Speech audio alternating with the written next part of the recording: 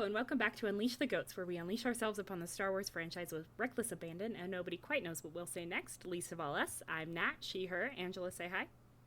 Hi, I'm Angela /Faye, she, her. Sugar, say hi. Hi, Sugar, she, her. Happy February. We made Yay! Yay! And it's a close one. happy birthday, Nat. Happy birthday, Natalie! Thank you so much. Let's talk about Qui-Gon! I'm so excited. That's my boy. So, since Qui-Gon is a little bit of a hot topic character, maybe a little bit of a controversial character, I figured we could start with just, if you remember, how do you remember feeling about him when you first saw the movie and you were introduced to his character for the first time? It was new information to me that this is a controversial character. The people have like wildly opposite opinions on Qui-Gon sometimes. So interesting. To the best of my memory, watching Phantom Menace as a kid, I was like, this guy seems cool. And he's like, there are occasional moments where he's funny, where he does not take shit from Jar Jar Binks, which I love. He truly does not. I think the one in particular is him like grabbing his tongue. And as a child, the target audience for who that character was in the movie, I was like, this is cinema. That's perfect. And so those consequences for your actions. Love that. Yes. And he just seemed very like, having rewatched Phantom Menace as an adult, and that like, and kind of that's it. That is very much where all of my opinions about Qui-Gon come from. My general impression is like, he's a very kind person. He's a very confident person. He has a lot of security in his relationship to the Force as a Jedi. And we will get into all of those things. But those are my initial thoughts.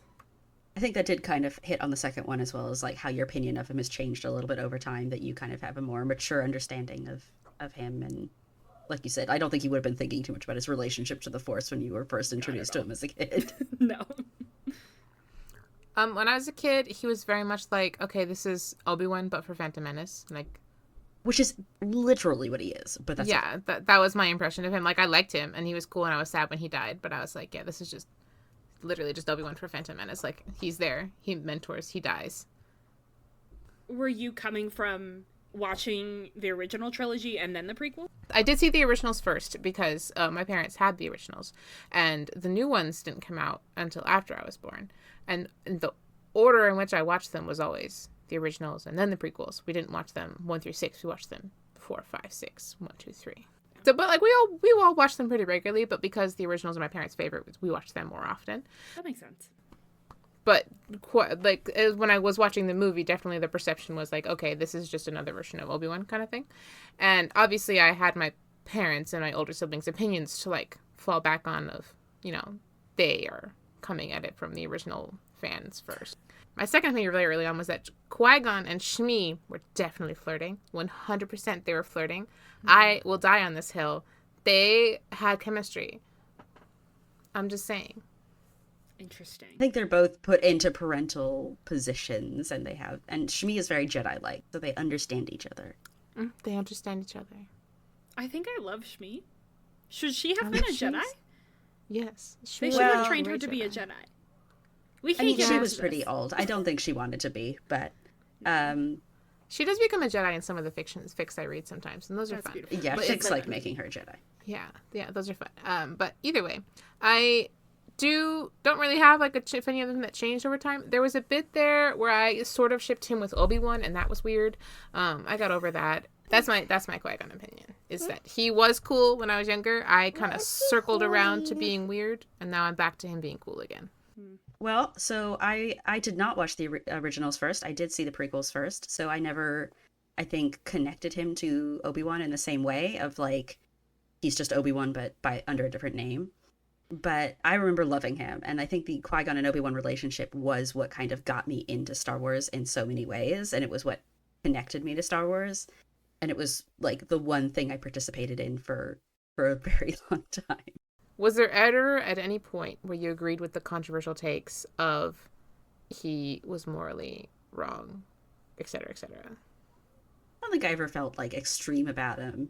I mean, as you know, I wasn't like the biggest Star Wars fan until a few years ago, and so I had a good probably like 15-year run where I liked him, and it was a little hard to not like him. But yeah, I mean, like, he's the voice of Aslan, voice of Jesus. It was hard not to love that. That's a great point. Maybe they're telling us something.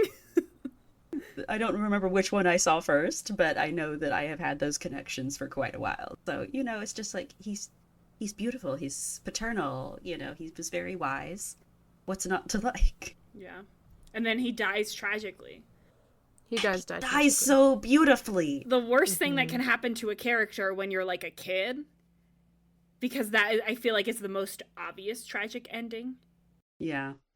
I mean, I love a beautiful death, though, I gotta say. I like a death where they just... It still hits really hard, yeah. I mean, the little cheek caress, we'll get to it, but the cheek caress? Oh. Yeah. Every time. It's so sad. It's so sad. It's so sad and so perfect at the same exact time. Yeah. Which I guess will move us very nicely into discussing Qui-Gon's relationship to Obi-Wan. So we normally kind of do this in, like, eras, but I think Qui-Gon doesn't have eras so much as he just has, like, different relationships that have sort of developed his character in different ways. So we're obviously going to start with the biggest one, which is Obi-Wan. And we'll start with his relationship to Obi-Wan in the prequels, which we've kind of been discussing a little bit already. But I feel like it's a very positive relationship. You can feel a lot of trust and familiarity and comfort. But it is also the end of an established relationship, obviously. As we've mentioned, Qui-Gon does die. Spoilers for the prequels! Sorry, everybody! Spoilers for the prequels! But it is essentially the end of that relationship, or at least the end of that kind of version of that relationship, pre-Ghost. And obviously, in many ways, he is the connection, but from Anakin to Obi-Wan, he is the reason that these two characters come together and form a relationship that becomes very important to the story later. What I think is really interesting about Qui-Gon and Obi-Wan specifically is that in The Phantom Menace, their characters were flipped originally. Because originally Obi-Wan was the older one and Qui-Gon was the Padawan who died tragically and then was replaced with Anakin. And I think that is a really interesting, like, aspect to their relationship in the writing itself of, like, these are characters who they're not interchangeable because they're very different people, but they are kind of two sides of the same coin, two ends of the same stick, where they meld really well together. They balance each other out really well in a way that makes them really malleable in the story itself to fulfill a lot of different roles. Yeah, Nat was looking a little confused there, so we might need to give a little context for the switcheroo that happened in The Phantom Menace. I'm so sorry. There are, I think, a few variations on what actually happened, or what some of the early drafts had. Yeah. He did go back and forth quite a lot right up until the end in terms of how it all played out. But like there was Obi-Wan was the older character and Qui-Gon was the younger character. But I have heard that there was a version where it is still Obi-Wan who dies and Qui-Gon who lives, but that Qui-Gon like kind of took on an Obi-Wan identity. It was his master's death, and so he takes on Anakin, but like would go by Obi-Wan's name after, which has all kinds of weirdnesses to it, obviously. But and so in essence, at some point they kind of just swap those roles a little bit. But also Qui-Gon initially didn't show up. The Padawan version of Qui-Gon didn't show up until they made it back to Coruscant. So Obi-Wan was making a lot of these decisions about Naboo and Padme and Anakin on Tatooine all by himself. And then he came back and Qui-Gon the Padawan is just kind of there. And so I guess at some point Lucas was like, I'm just kind of having him talk to himself a lot. That's just kind of weird. It would be easier if I threw in an extra Jedi for him to actually be speaking to.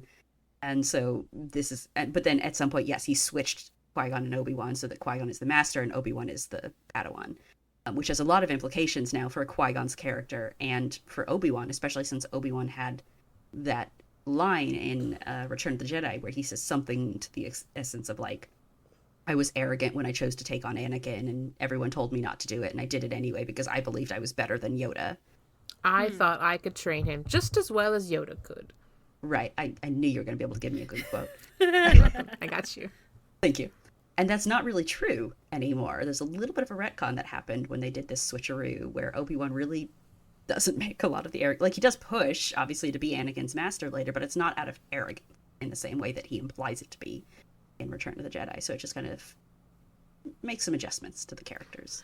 Yeah, because I mean, the way that they have it instead is more that Obi-Wan is like editorializing his own memory to have it line up with what happened, if that makes sense. Like, it feels like he is editing it to give himself more blame than he really had, where he feels like he has so much responsibility for what happened to Anakin, so he is editing his own memories, or what happened with Anakin kind of casts a cast over what happens. He's like, well, what mistakes did I made? Where could I have gone wrong?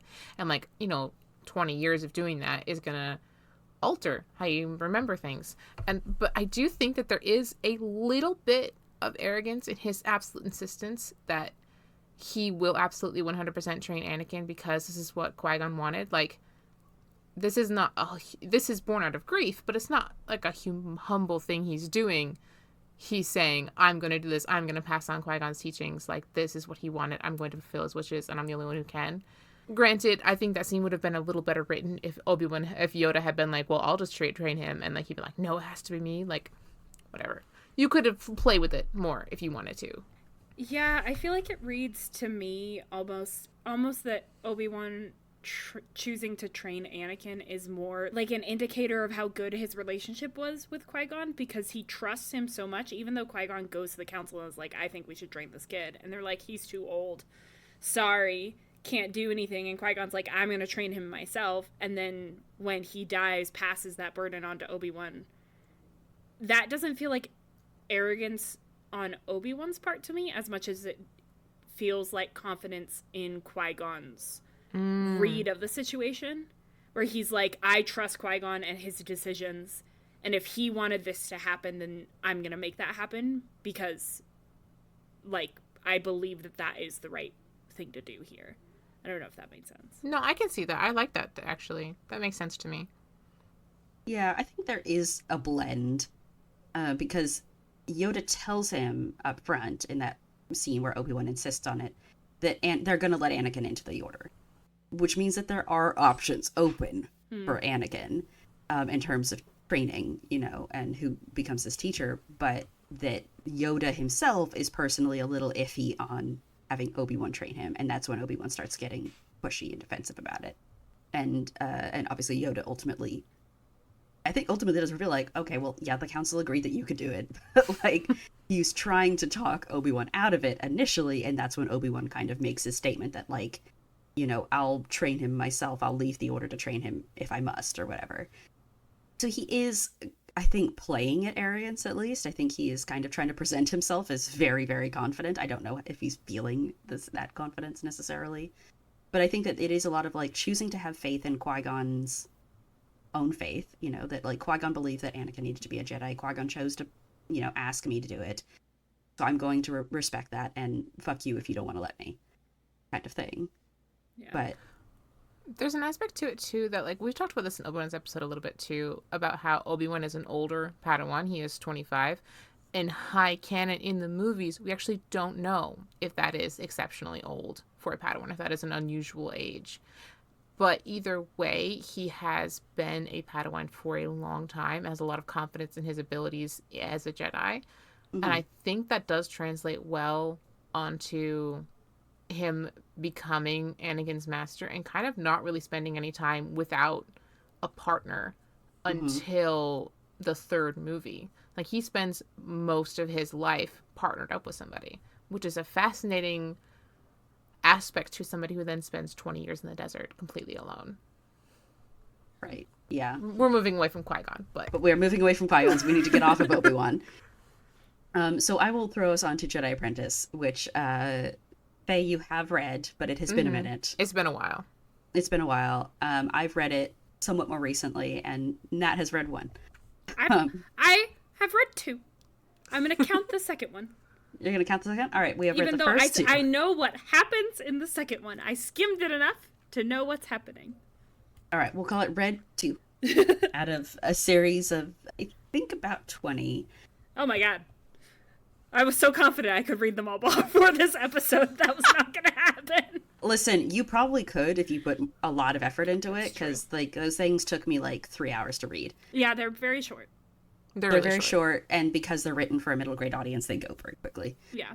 But so Jedi Apprentice, for anyone who doesn't know what Jedi Apprentice is, was a series that was written in between Phantom Menace and Attack of the Clones, focusing on primarily the early years of Obi-Wan and Qui-Gon's relationship together, how they ended up as a pair, and just kind of how they develop further into what we end up seeing in the Phantom Menace. It doesn't get quite that far. I think Obi-Wan might be 18 or so by the end of the series, but you get a good sense of how they became the pair we know them to be.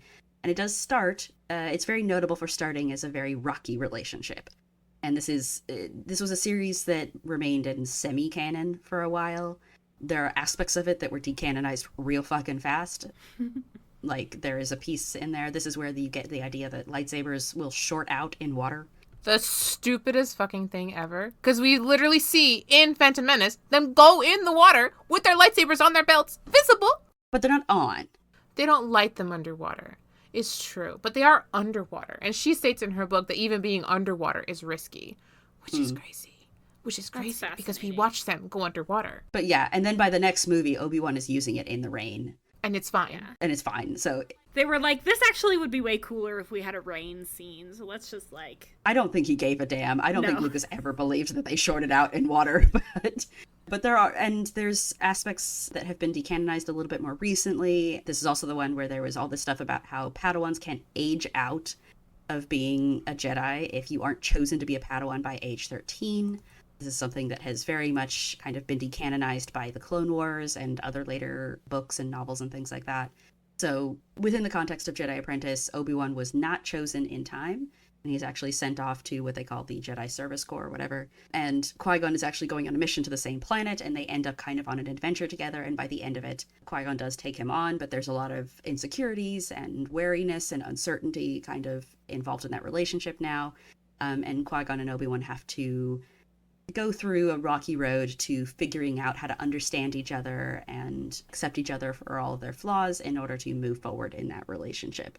Oh, the angsty fanfiction spawned by this book. So, oh my God. This series, yeah. Yeah. Hold on.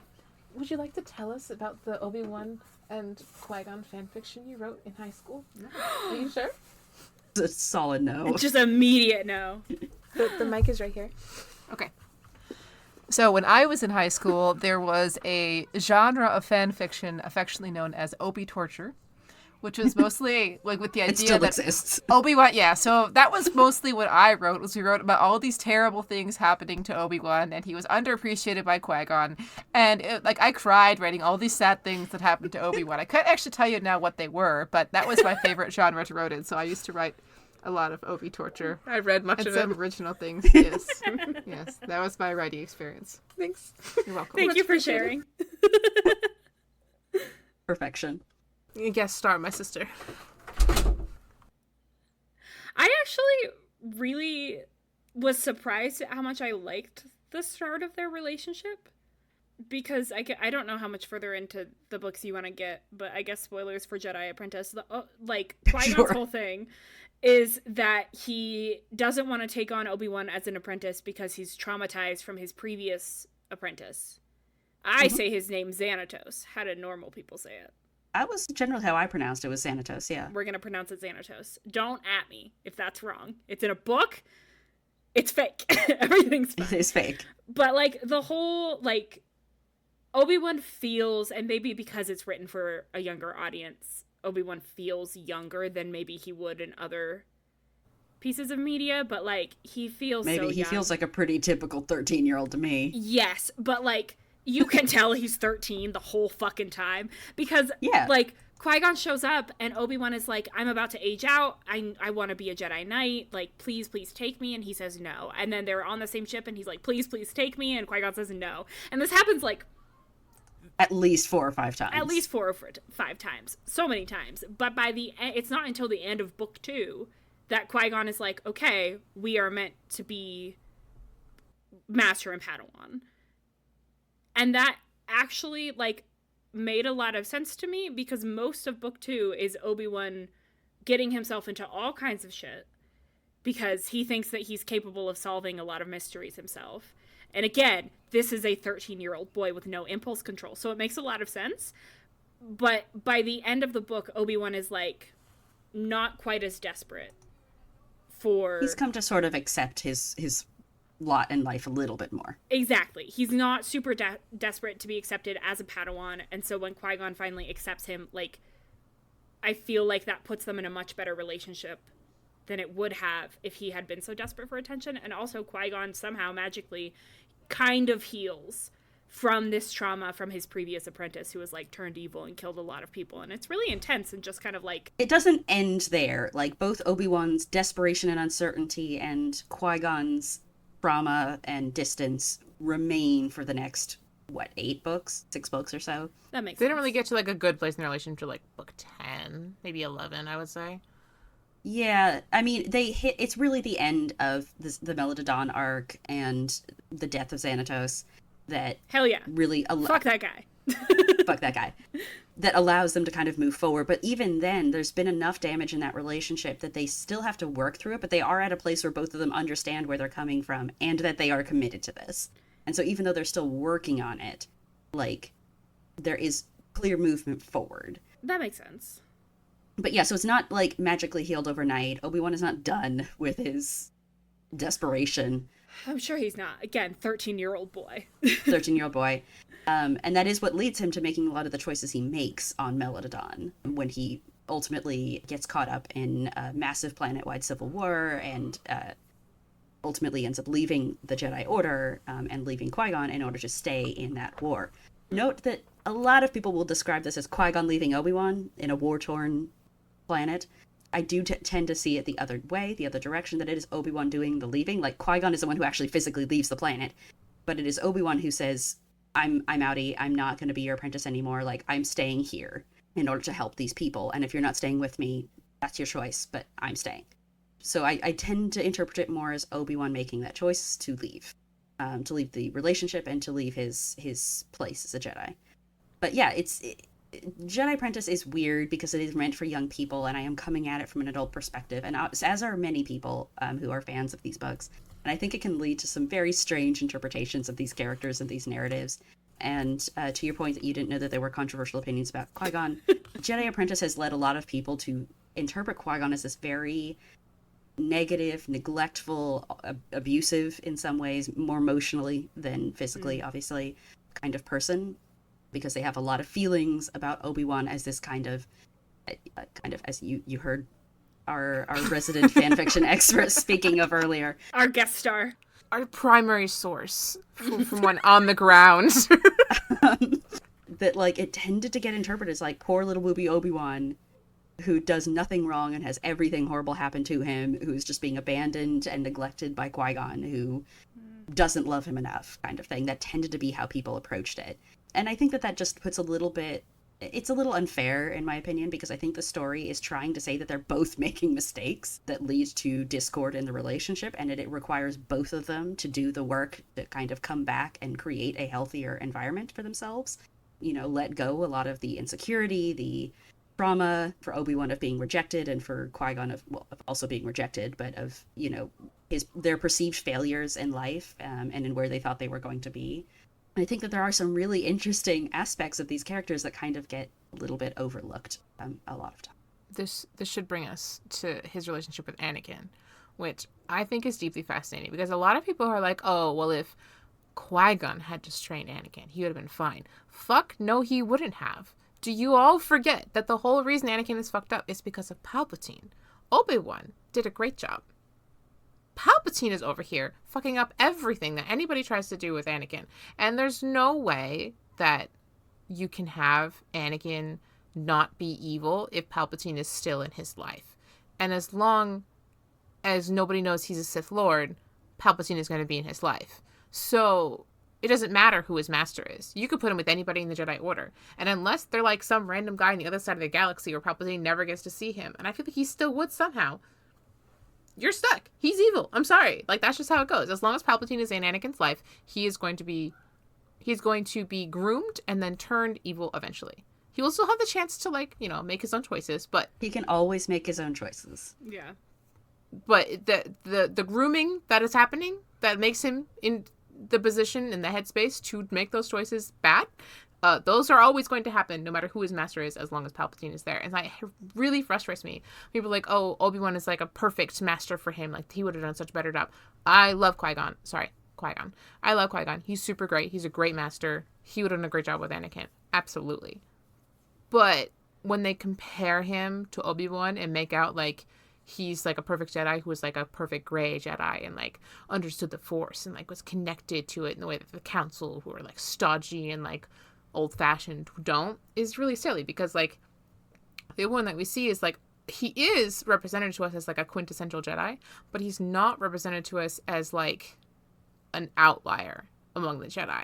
Like, he is a classic example of a Jedi. He is not a perfect saint of a Jedi, if that makes sense. Yeah, they let you know in Phantom Menace that he disagrees with the Council a lot. Obi-Wan makes that comment of like, you know, if you defied them less, you'd be on it by now. And so there is that kind of connection being made there, that like Qui-Gon perhaps disagrees with the Council more than the norm. But that Qui-Gon also is seemingly very proud of his identity as a Jedi. He seems to have absolutely no conflict between his identity as a Jedi and any of the choices that he is making. You know, and he does seem to have a relatively positive relationship with the Council, because the other comment Obi-Wan makes is, they won't just give in to you, not this time. Which leaves the implication that they have, in fact, given into Qui-Gon relatively often. That's awesome. That, yes, he argues with them, but that, like... They also agree with him eventually. Yeah, that he is perfectly capable of making his statement, and they do listen and respect his wisdom. And, I mean, even Obi-Wan's comment of, like, if you defied them less, that you'd be on it, implies that there is a respect there for Qui-Gon's experience and wisdom between him and the Council. And I mean, yes, there is a little bit like when he brings up like, this is the chosen one, that like Mason, the now somewhat infamous, like Mason Yoda look at each other and kind of roll their eyes a little bit like, oh my God, this guy. There is some of that is there too, but I think you can have both at once, like in the same relationship. Yeah, for sure. See, what I think is funny about that scene is it does sort of imply that this has come up before. Or yes, that he keeps emailing them his thesis on the Chosen One every other week as he updates it. And they're like, oh my God, I have to read this again. Yeah.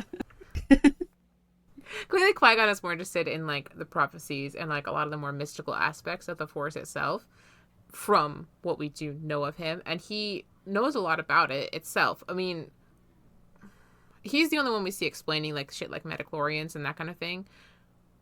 And apparently has Yoda's midichlorian count memorized. Okay. Listen, he took a test. Maybe it's on there. And he's all like, no Jedi's ever had that high midichlorian count. Okay, so you have all of the counts memorized. Okay, so he's really into like research. He probably just has like the max one memorized. Sure, you only need to know the max one in order to make the comment that he makes. Maybe he memorized like the normal range and is like this high end of the range. It's like blood pressure, probably. I'm sure, like, any Jedi probably has to know that. I think any Jedi would have to know the range, right? Because, like, if you're out there and you're like, oh shit, this kid's Force sensitive, you could do that quick test. Yeah. In order to make that. So you have to know the general range of, like... Or he has flashcards for everyone on the Council. And their midichlorian count. I mean, we can talk a little bit about the unethical aspect of testing a slave child blood without his parents' permission or his permission. That is a little... he doesn't ask Anakin about it, but I don't think it's without Shmi's permission. He does have that conversation with Shmi. I don't remember the exact timeline because she does ask him for help. She does make that comment. So those conversations...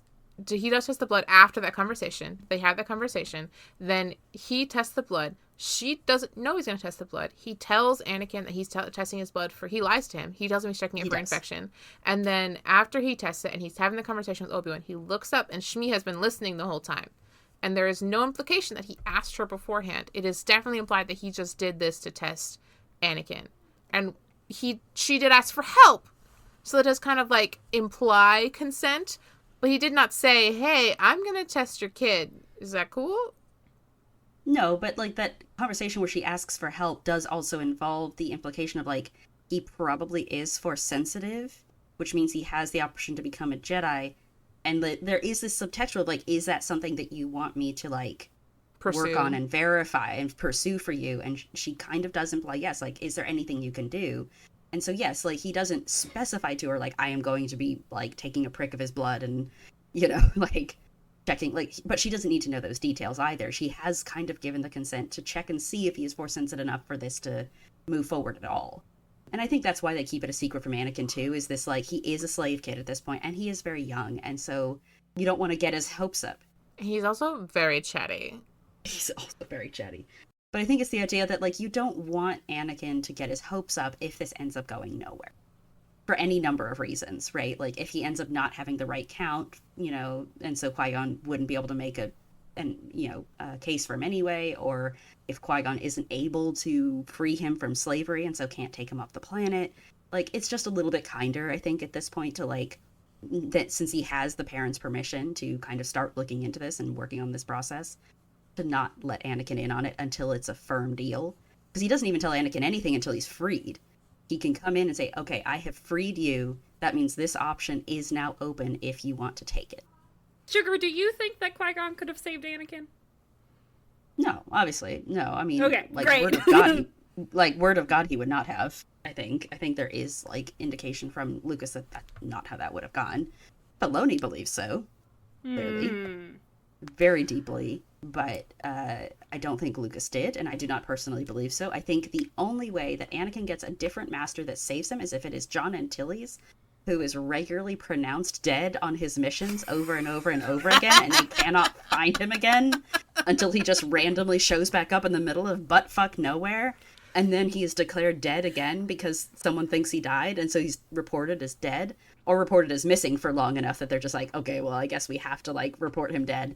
And then he shows back up again a couple years later. I think that would have pretty effectively kept him out of Palpatine's clutches. That's kind of the only way. Yeah. Exactly. And that's the only reason that I think John Antilles would have been a better master.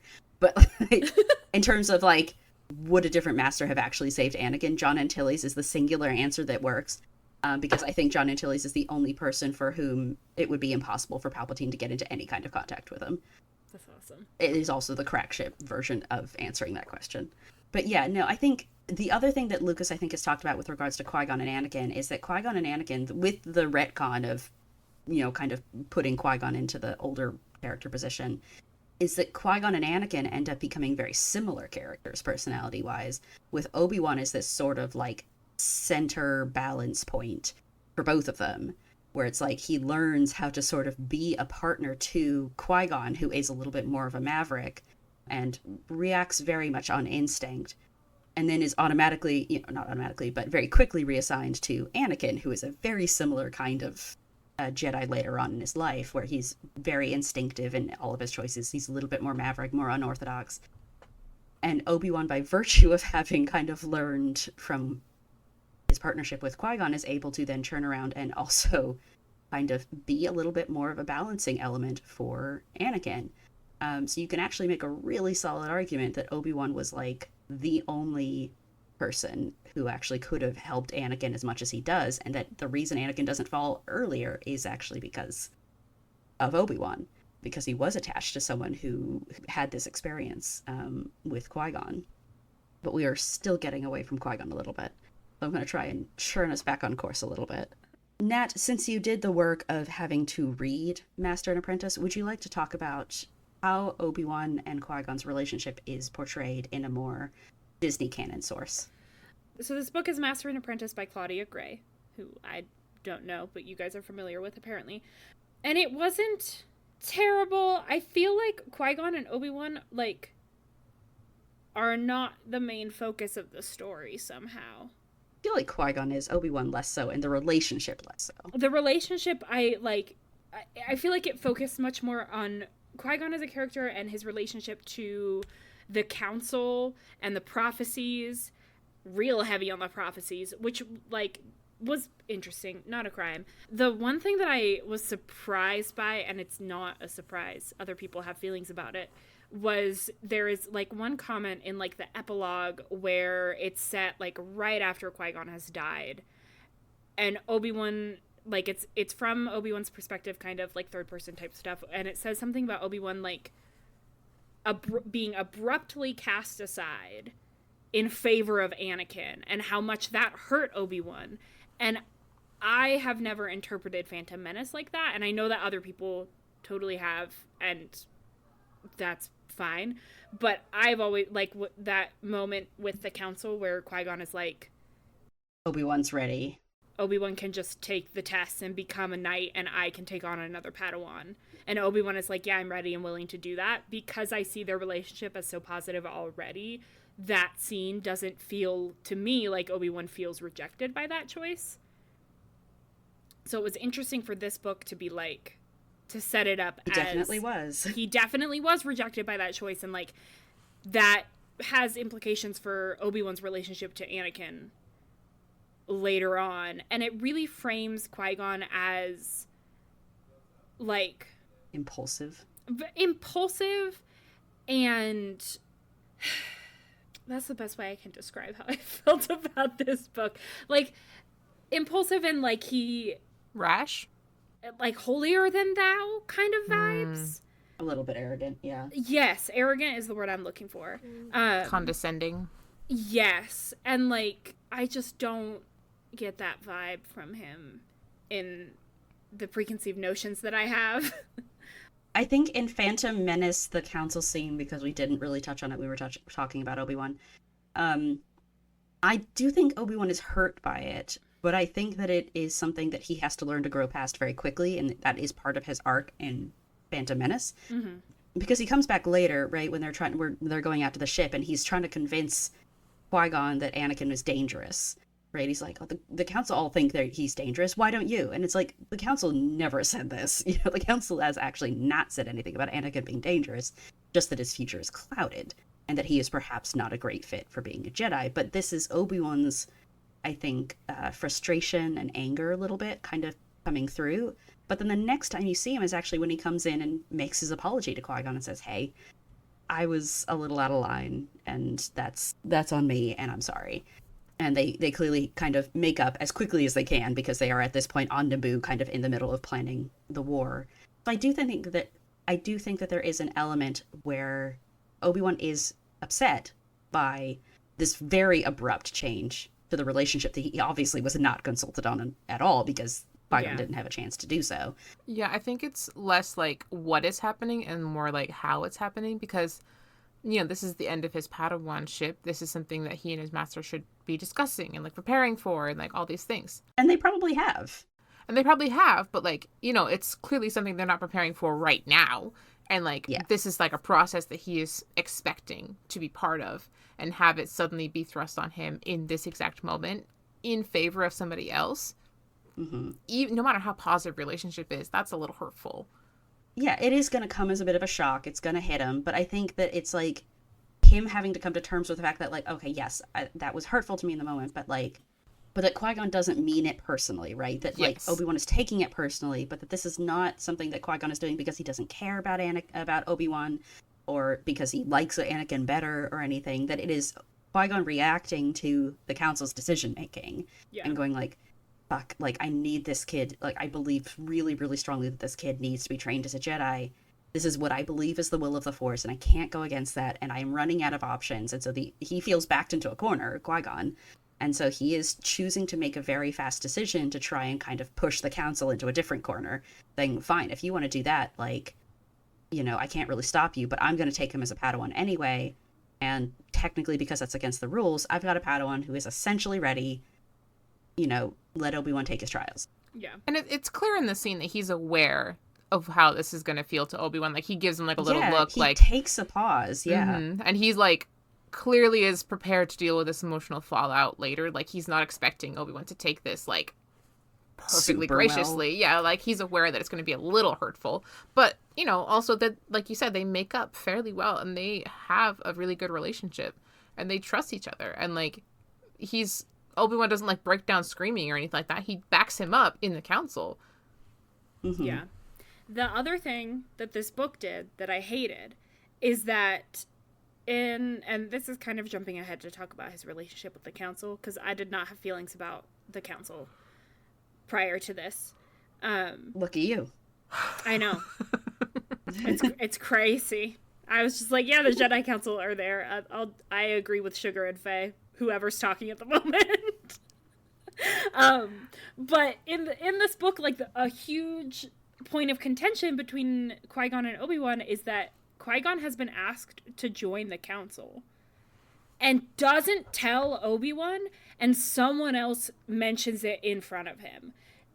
And that, I just don't believe that would happen, because like we're like you're saying, making this like split-second decision in front of the council to take on Anakin and trusting that he and Obi-Wan can repair their relationship, that doesn't work if Qui-Gon has previously made huge decisions that impact Obi-Wan and not talk to him about it.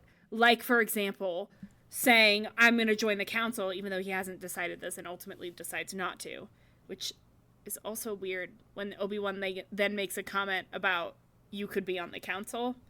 Anyway, this book is not canon. I do think the book contradicts that line in a way that I didn't love. But I'm throwing it into the non-canon trash heap. I really didn't like it. I didn't know I had such strong feelings on it until this moment.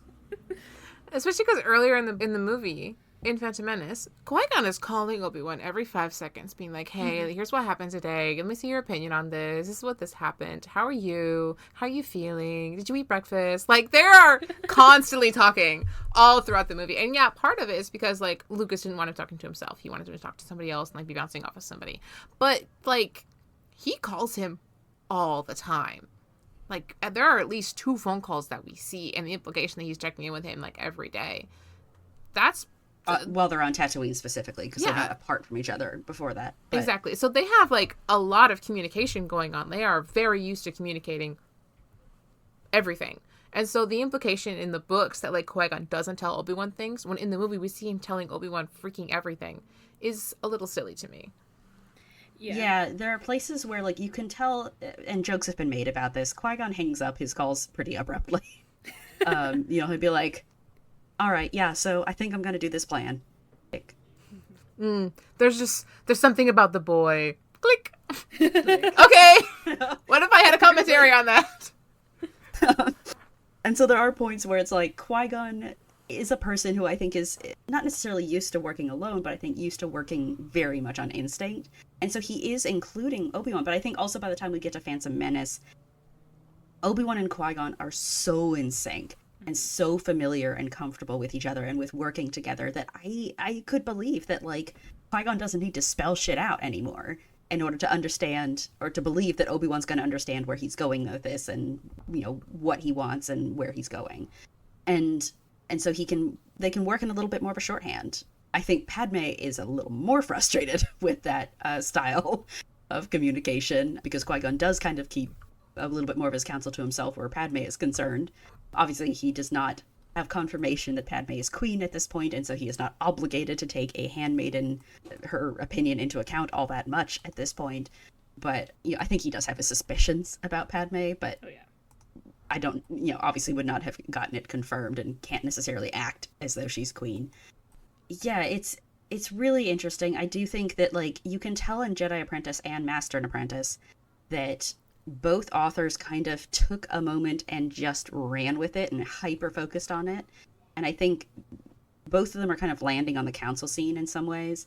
Jedi Apprentice took the moment of, you know, Obi-Wan getting rejected and kind of went, okay, how do we make that sadder?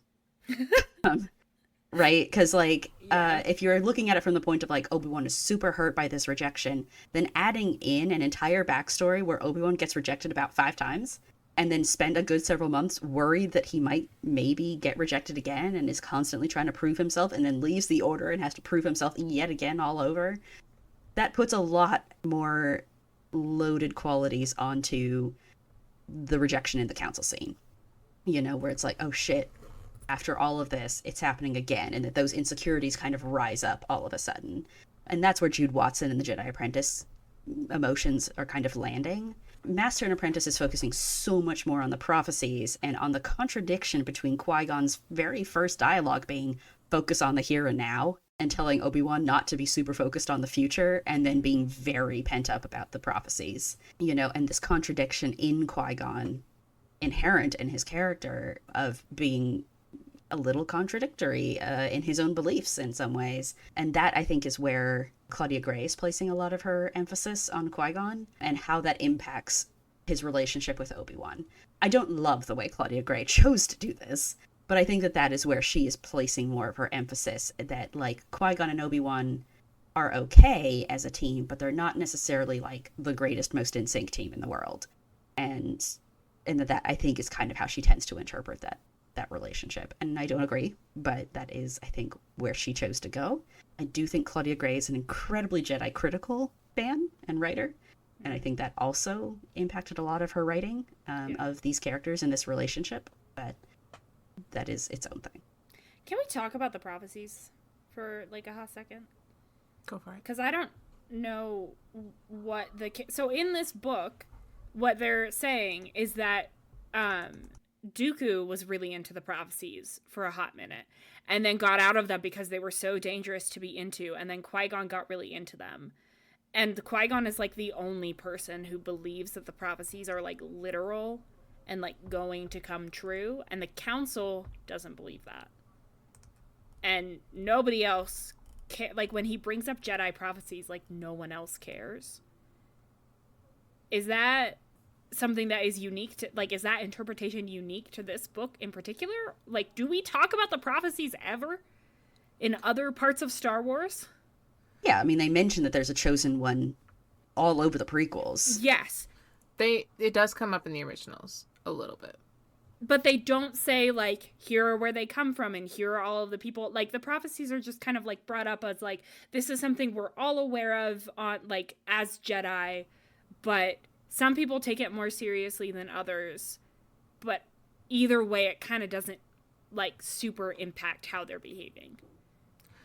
It clearly impacts Qui-Gon. I think Qui-Gon is making some of his decisions about Anakin based on that.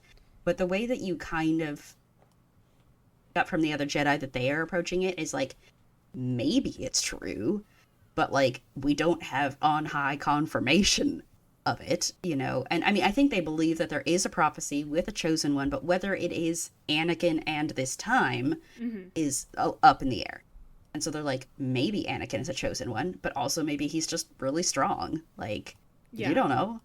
And if he's supposed to bring balance to the Force and destroy the Sith or destroy the darkness or whatever it is that the prophecy says, maybe it's this time, but maybe there'll be a worse one in like 50 years, and that's what he's supposed to be doing. We don't really know. And I think that's just where the Jedi are coming at it more, is like we don't want to make decisions based on a prophecy because you can't really confirm that it's true. But Qui-Gon is working more on faith, right? That his idea is that, like, I believe that I am getting a really strong feeling from the Force that it is this kid and it is right now, and that this is super important, and he's relying a lot on faith to make his argument and make his decisions. And the Jedi are coming at it from a point of, like, let's be a little bit more cautious about our decision making. And to be fair, they're the Jedi Council, right? They're making a lot of decisions that impact a lot of people. And so they're not being quite as much of a risk taker as Qui-Gon is. And so they're having to try and figure out how to meet him halfway on this question. And I don't know that Claudia Gray's book approaches it with that in mind. I think she's placing a lot more emphasis on, like, do you think it's true, or do you think all prophecies are bullshit? I don't think that they think it's bullshit or dangerous. I think that they're just like, I can't make a decision about something that isn't super verifiable that might impact thousands of people or more. Yeah, it almost, like, we absolutely see Qui-Gon make decisions based on them, but everyone else is kind of like, in the book it made it feel like they thought he was stupid. It definitely leans that direction. For believing in the prophecies and, like, this is a waste of your time kind of thing. And in the movies it's just like, well, we got a lot of shit to figure out. So you can believe in them or you cannot, but that doesn't just, like, and that's great for you and you can have your faith in all of that and we'll respect that, but we will, like, might still disagree. But it doesn't feel to me like the council, it doesn't feel like Qui-Gon shows up at the council and is like, this kid is a child of prophecy, and they're like, that's fucking stupid. The prophecies aren't real.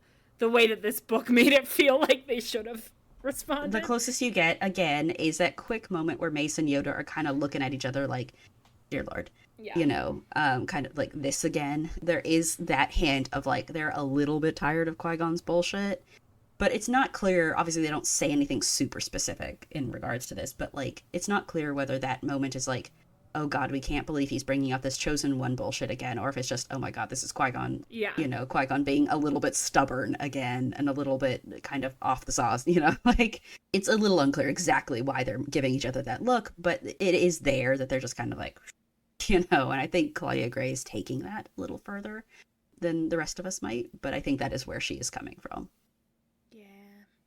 Again, it's taking one moment and just like really extrapolating on it. And Jedi Apprentice does the same thing. But it's like you're looking at this one very specific moment in the movie and then just like really digging into that and fleshing it out. Mm-hmm. All right, we can move on from Master and Apprentice. I will say Claudia Gray did write a short story in an anthology also called Master and Apprentice, very confusingly. Do not love that she made this decision.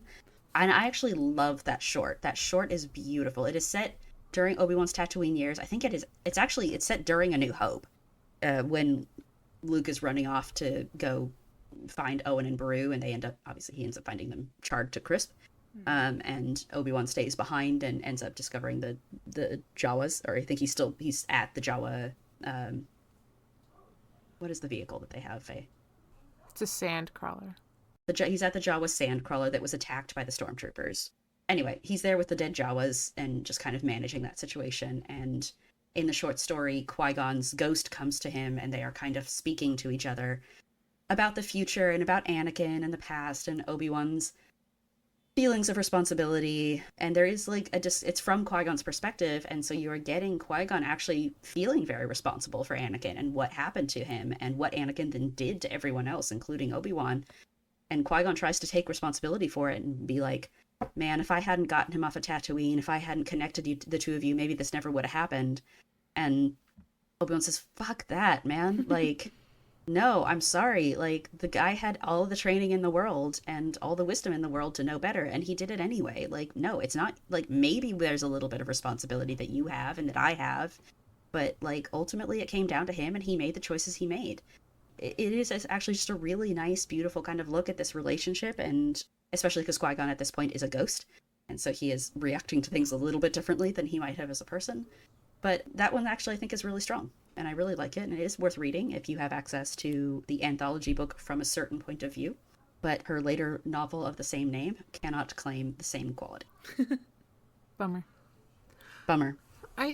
It's of like different relationships for Qui-Gon. I do think his relationship with Dooku is really interesting because Dooku is like evil. It's so wild. By the time we meet him. 100%, yes. And he's never met Obi-Wan, but he seems to genuinely be really sad that like Qui-Gon is dead. Like they genuinely seem to really care about him. And not only has he not met Obi-Wan has no idea who he is. Yeah. Like he's never seen a picture of this man. Isn't that his like grandpa master? Basically, but he's never met him.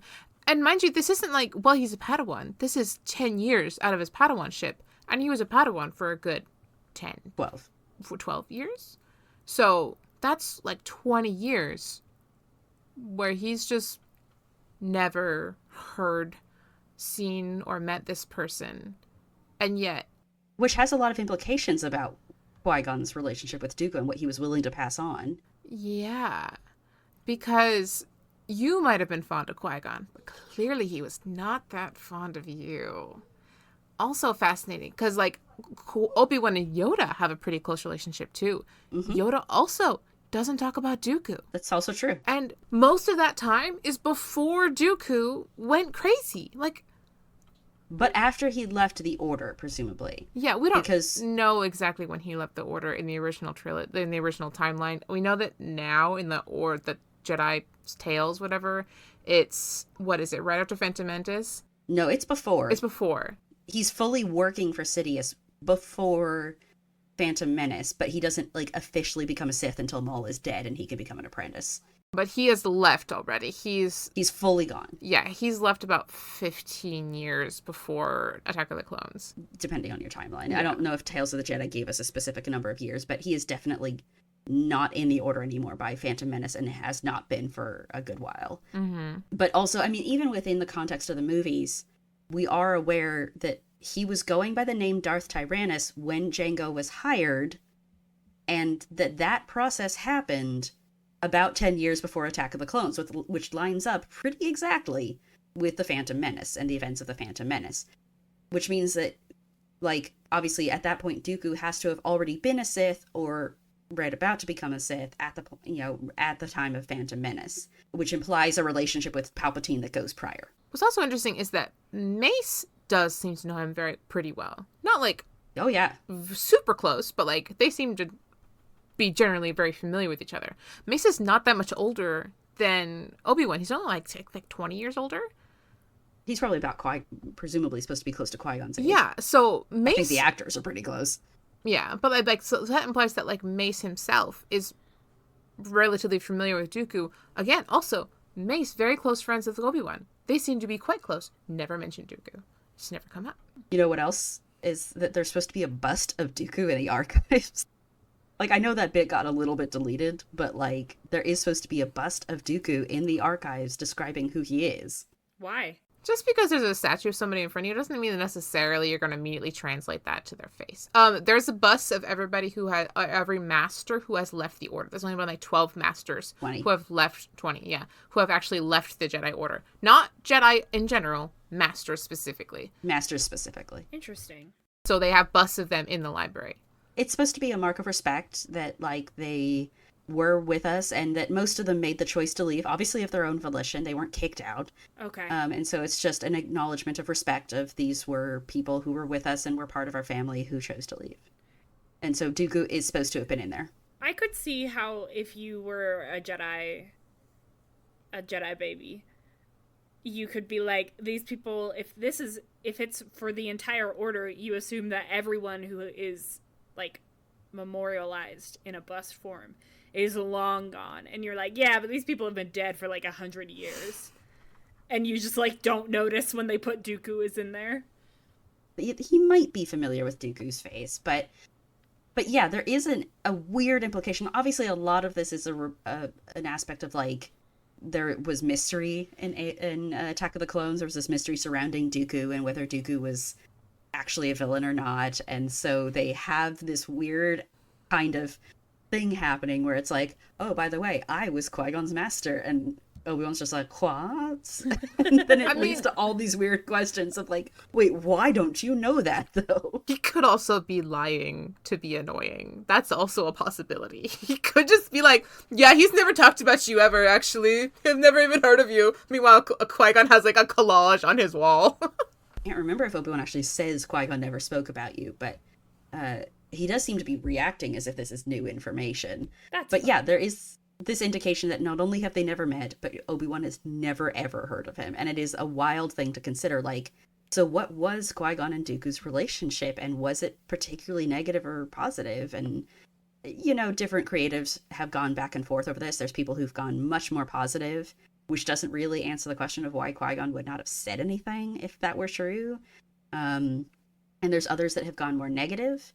Like Dooku was absolutely a horrendous master to Qui-Gon. He was actually really, really shitty, which calls other things into question. Master and Apprentice tries to bridge the distance by saying, like, it wasn't the worst in the world, but it was kind of distant. Yeah. And so Qui-Gon, you know, does not maintain a relationship with him after he becomes a knight. And so he just never feels the need to talk about it.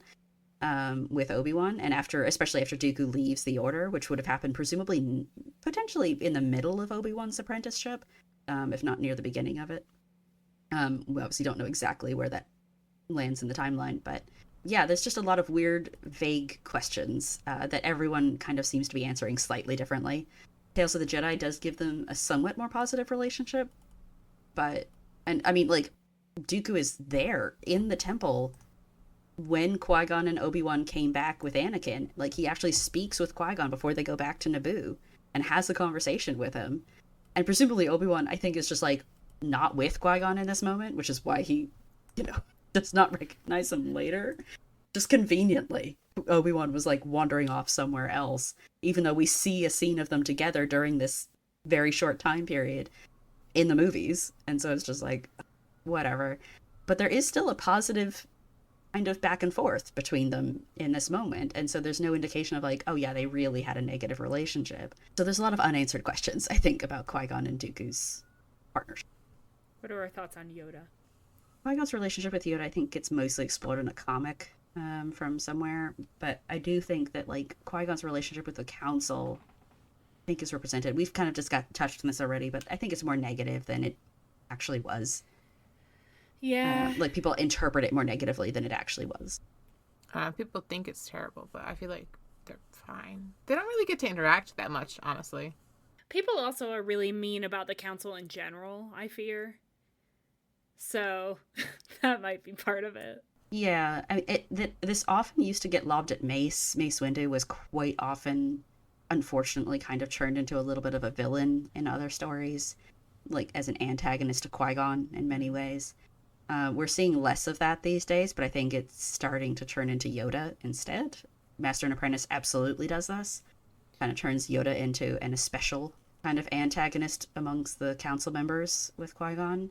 Which, in fairness, like, there is that element of, like, at the end of Phantom Menace where Yoda comes to Obi-Wan and is like, okay, well, the council all agreed to this, but I personally disagree with them and feel this, you know, and he's the one who's making some more comments about Qui-Gon, right, where he says something like, you know, Qui-Gon's defiance I sense in you, need that you do not, you know, like, and he's the one who kind of makes a comment about Obi-Wan's arrogance later, kind of maybe potentially obliquely referencing Qui-Gon's own arrogance, again, kind of seeing it in Obi-Wan as something that Obi-Wan maybe needs to worry about a little bit more, but I don't think it was negative. I don't think they disliked each other, but I think Yoda was a mentor for everybody, likely including Qui-Gon, and so sometimes he had some constructive criticism. I kind of wanted to go back to Anakin. We discussed, like, could he have saved Anakin? I do think that, like, what's interesting about the Qui-Gon and Anakin relationship is the parallels between them, right? And I think that there is an element of Qui-Gon that represents, like, who Anakin could have been. You know, the best that Anakin could have been. A little bit more unorthodox, perhaps, more maverick, but still a good person. And, I mean, arguably, I don't think he ever would have been a good Jedi, but for the purposes of this, a good Jedi. You know, that you've got that dichotomy, because, like, Obi-Wan is different, right? He is a more quintessential Jedi. He is a little bit more orthodox. But that you have this kind of separation between, like, what Anakin could have been, and, you know, obviously in the context of Phantom Menace, who he could still be, even though we personally know that it's never going to happen that way. And then you have Maul almost as, like, the other side of it, of, like, but this is who he's gonna be. Like, he's gonna be the Sith apprentice. And I just find that very intriguing, this parallel between Anakin and Qui-Gon, with Qui-Gon as, like, this is what you are supposed to be. He's got the long hair, everything. I mean, yeah, although I think Qui-Gon gets a little bit longer than Anakin ever does, but yeah. It's true. Well, he lives longer. Yeah. Not by a heck of a lot, depending on how old you think Qui-Gon actually is in Phantom Menace. I've seen people go back and forth anywhere between 40 and 60. Doesn't Anakin also, like, Oh, you know, not have any hair when he puts on the Darth Vader suit? You're right. I was thinking of Anakin as, like, Anakin up till he became Vader, and that's how long he lived. Live into his 40s. Yeah. He is still alive. He's just hairless. Hair. He doesn't have hair after that, so it doesn't count. So that basically doesn't count. Well, no, he's growing it longer. So he has more opportunity to have longer hair than Anakin does, because Anakin loses all of his hair. And that's when Anakin's, and the ability to grow more dies. importantly. Those are related events. They're not correlation. Not causation. Yeah, exactly.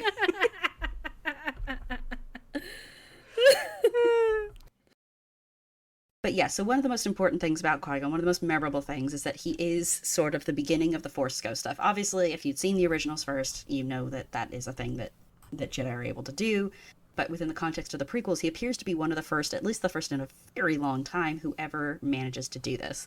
This is first indicated in Revenge of the Sith, when Obi-Wan tells Qui-Gon at the end that, or tells Obi-Wan, Yoda tells Obi-Wan at the end, that, you know, he has one more lesson to learn from his master or whatever, indicating that Qui-Gon has since learned how to ghost and has connected with Yoda and is going to then be the one to teach Obi-Wan how to ghost.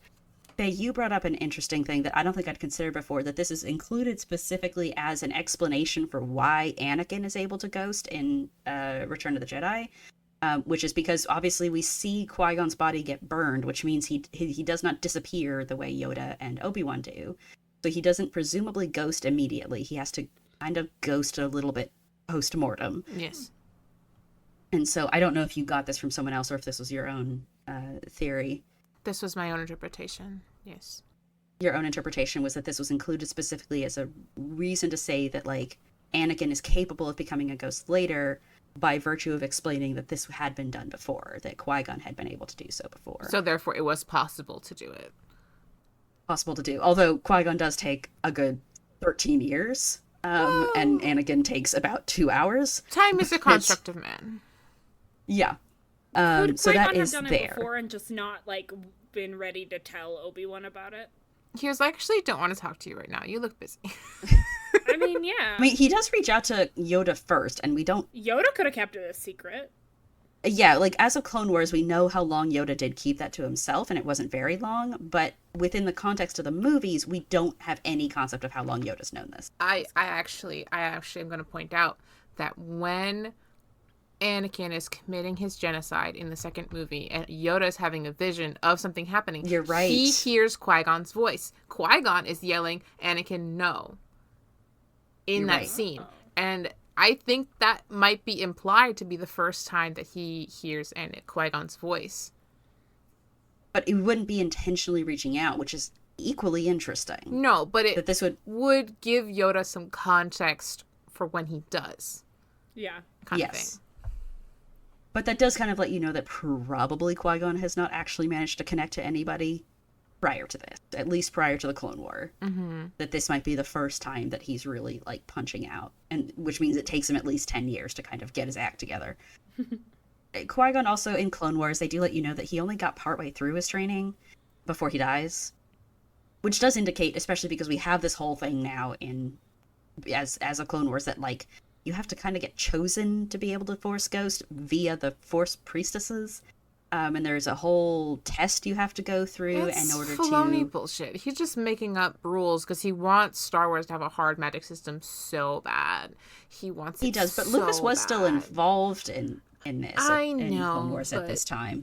But we don't know exactly how much of this was Lucas's bullshit and how much of it was Filoni's bullshit. But there is this indication of the Force Priestesses have to pick you. And so that indicates that Qui-Gon had begun training and been chosen long before, or at least sometime before, Phantom Menace ever happened. Which has all kinds of weird implications as to, like, why. You know, the indication that you're kind of given in Clone Wars is that, like, they know Anakin is on a knife's edge, and so they're bringing Obi-Wan and Yoda in because the chances that the Jedi all get eliminated are pretty high, and so they need people to be able to ghost so that you could come back and teach the next generation if necessary, which is extremely funny given that Yoda does exactly none of that as a ghost. Like, he ghosts, and then the next time you see him, it's all over. You know? Like... But anyway, that is the kind of explanation given in Clone Wars. Well, he does have, like, a little conversation with Luke that helped him, like, I don't know, finalize all of his feelings and culminate his training. Obi-Wan does, but not Yoda. Oh. Not before he dies. That's true. Well, Like, you know, he when, needed a minute. He needed a second. He did, but it means that, like, Yoda ghosting does absolute shit all to help Luke. Like, you know, it doesn't help him teach anybody anything. He never is able to come back in time for it to be of any use. Well, the third time he shows up, he blows up a tree. Yes, which is 30 years later. He does show up to in the sequels if we account for those. I don't. Which we don't. Also, because the Force Ghosts, I think, are just made of contradictions, their lore is wild. Oh, Sugar has many thoughts on the lore of Force Sugar's Ghosts. got a lot of thoughts on the Sugar lore of has Force Ghosts. many feelings and thoughts about the Force Ghosts. But the one I'm going to hit on here is that Qui-Gon says very specifically in Clone Wars that he can't actually show himself visually, and that appears to be a result of him only getting half-trained. And then we get into the Kenobi show, and all of a sudden there he is, physically being viewed by Obi-Wan. He's figured it out now. I guess, like, the implication in Clone Wars is that it's just not possible. That he didn't get far enough in order for that to be doable. Which is funny because Anakin does it and doesn't have any fucking training. So... And never gets any training until after he dies. So I'm yes. not really sure Again, why they imply Force that in the Ghost Clone Wars. lore. Because that doesn't make any Force sense. Ghost lore is bullshit, but... I maintain that the Clone Wars just fucked it up way more than it already was. It makes a little bit of sense in the movies, and then the Clone Wars just, like, throws a bomb in it and shreds it all. This is, I think, an accurate assessment. I did rewatch it again specifically for this episode, and there are some weirdnesses in there, but anyway, so it's interesting, but and I'm not against Qui-Gon having shown up in the Obi-Wan Kenobi show. Like, this was probably one of my favorite moments of the entire show. Getting that reunion between the characters and the actors was very, very beautiful, and I think it was very meaningful for the narrative of the show, but it does fuck up our Force Ghost lore yet again. Oh no. So yeah, oh no. And then of course he is yet one of the many voices that we hear in Rey's I Am No Jedi theme. So if we count that as Force Ghost, and it's unclear whether that's Force Ghost stuff or not, because there's a lot of voices who were never ghosts Like involved in that. Like, well, she's Ahsoka, hallucinating. but it's also going for so. kind of. Anyway, yeah. So Qui-Gon is like very important to the Force Ghost stuff, but also a lot of the Force Ghost stuff we've gotten with Qui-Gon has been absolutely wild, kind of batshit. So it is interesting, but it is its own thing at this point. And that just kind of leads us into the Filoni thing, because Filoni has this thing where he, like, has certain characters where it feels like his idea of the character is the character with an Instagram filter over them, where, like, technically that is the character. It has the same features, but you have, like, smoothed out all the things that make it interesting, and now it looks like AI slop. And added a sepia effect on top. And it's like, okay, well, I understand what you're doing. That's just not the same thing. That's not it's not the source. It's not the canon. Yeah. Filoni very specifically with Qui-Gon likes to represent him as the greatest thing ever. And, like, the most enlightened Jedi to ever Jedi. Maybe Filoni just, like, really wants to make out with Liam Neeson. I mean, This is a possibility. That explains a lot. Yeah. I'm just saying. But yeah, so Filoni tends to represent him very highly. This jumps back to what we were talking about earlier about the idea of whether he could have saved Anakin. Filoni believes very, very deeply that Qui-Gon absolutely would have saved Anakin if he'd lived. He sees Qui-Gon's purpose in the narrative as, like, a lost solution, a lost father figure that Anakin could not have lived without. And the tragedy is that no one listened to him enough, and, you know, that his death kind of is the reason everything else happens and goes wrong. Which is why he often gets pitted against other Jedi, usually especially the Council, because if Qui-Gon is right about everything, then anyone who disagrees with him is automatically wrong about everything. Hence the Council being wrong about everything. And it also then turns Qui-Gon into this, like, flawless character who can do no wrong, which I personally feel like it makes him really boring and unlikable. And the other problem is that this glorification has caused fans to kind of dislike him and turn against Qui-Gon as a character as a result of hating the enlightened one version of Qui-Gon, which just feels really sad, because I think Qui-Gon is actually a really cool character and really interesting, especially as a Jedi. And so it's really sad to see Jedi fans kind of turning against him as a result of really disliking the direction that Filoni takes him. Yeah, because you basically have two camps. You have some people who are like, oh, he's the best Jedi ever. He could have saved everyone. And the other camp goes over here like, no, he's an abuser, and he's a horrible person, and he was mean to my baby Obi-Wan. And so you kind of just have, like, wildly different interpretations. It's actually a little bit similar to Mace, but without the racism.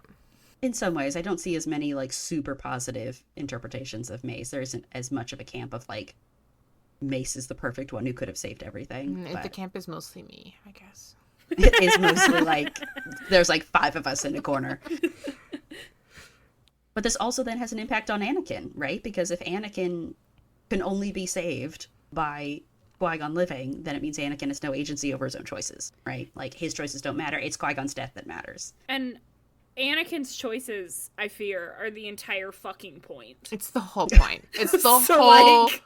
The whole saga is Anakin's choices. The whole thing. It's about his choices. If you take away him making his choices and the impact of him making the choices, then you have misunderstood all of Star Wars.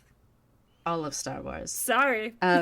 Yeah, and unfortunately it's created the Filoni lineage of untouchable Jedi who can do no wrong, from Qui-Gon to Anakin to Ahsoka and now to Sabine Wren, of people who can do no wrong. And, you know, if they fuck up the galaxy along the way, it was meant to be. It's not really their fault. And I just find that awful. That's uninteresting. It's uninteresting and it's terrible writing. Do you know who can do no wrong? Jar Me. Jar.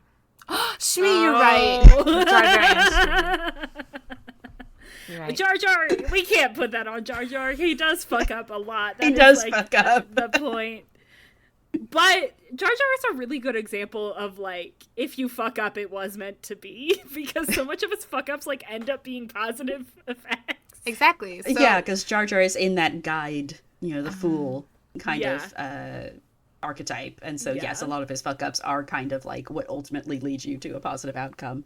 But yeah, and then obviously it impacts the Jedi negatively because if Qui-Gon is better than everyone else, then the Jedi kind of end up antagonists as a result. And it alienates Qui-Gon from the Jedi because, how could he have a positive relationship among them when he is the best among them? Which is also and nobody else listens to him enough. super annoying because he, loves the Jedi. Qui-Gon is... He loves being a Jedi. Why would he fight so hard for Anakin to be one if he thought the Jedi were just kind of piddly nobodies? Yeah, that is ridiculous. That's a great point. Yeah. So... Qui-Gon, ultimately, final thoughts, I guess, just he is a wonderful character. He is a very interesting character that I think gets wildly misunderstood in two vastly different directions for a whole, number of different reasons. And it is unfortunate that he is misunderstood to such a great degree. I think he deserves better from this fandom and from the writers writing for him as of now. Anyone have any final thoughts you want to give out on Qui-Gon before we get a goat fact? I always think that it's funny that I forget how tall he is. Because he's fucking tall. He is incredible. He is 6'4". He breaks the good Jedi rule. He does. Yeah. The good Jedi rule? There's a thing where most of the good characters in Star Wars are shorter than 6 foot. Oh. While most of the bad ones are taller than 6 are foot. taller. Okay, I was gonna say, statistically, I feel like most people are shorter than 6 foot. No, yeah, but in That's Star Wars, probably but not like true. Dooku, was Palpatine? I'm not sure anyone counted Palpatine, but How tall is Palpatine? I'm not sure Maul would hit 6 feet either, honestly. But it was mostly Dooku, and then it was the Hayden as Anakin was, I think, under 6 feet, but then Darth Vader is over 6 feet, and so they were like, this is how you know he went from good to bad, is because he gained a couple extra inches. Yeah, it's just mostly a joke. Well, Maul is tall once he gets his robot legs. That's a really Which good robot point. legs? The really long He has ones. 2 sets of robot legs. Yeah, but they both make him taller. True. Which is And also... Savage is very big and gets bigger when he gets eviler. That's also how Anakin gets taller, as he gets robot legs. So It is also true. yeah. Everyone should get robot legs, and then they could be tall. But yeah, I think that was the thing, was that Liam Neeson was a lot taller than they had prepared for with their production, and so the sets were all a little too short, and he kept crashing into them. Yeah, Very fun. it's very funny. According to RPGgamer.org, Palpatine is 5'9". But he's faking, to be fair. He's lying to everybody. Maybe he got surgery to make himself shorter, so people would not think he was... So that they wouldn't know he was evil. Exactly. Wow. Exactly. All right, I do have a goat fact for you, if we're ready. All right, give us a goat fact. Goats will run to the nearest available shelter in the approach of a storm, often arriving before the first drops of rain have fallen. They have an intense dislike for water puddles and mud. Probably through evolution, they've been more free of parasites if they have avoided wet spots. They don't like the rain. I love that. Just like how Jude Watson very thinks cute. lightsabers don't like the water. I was like, this has to be related to Jude Watson. I was like, We come on, did it! Bring it back.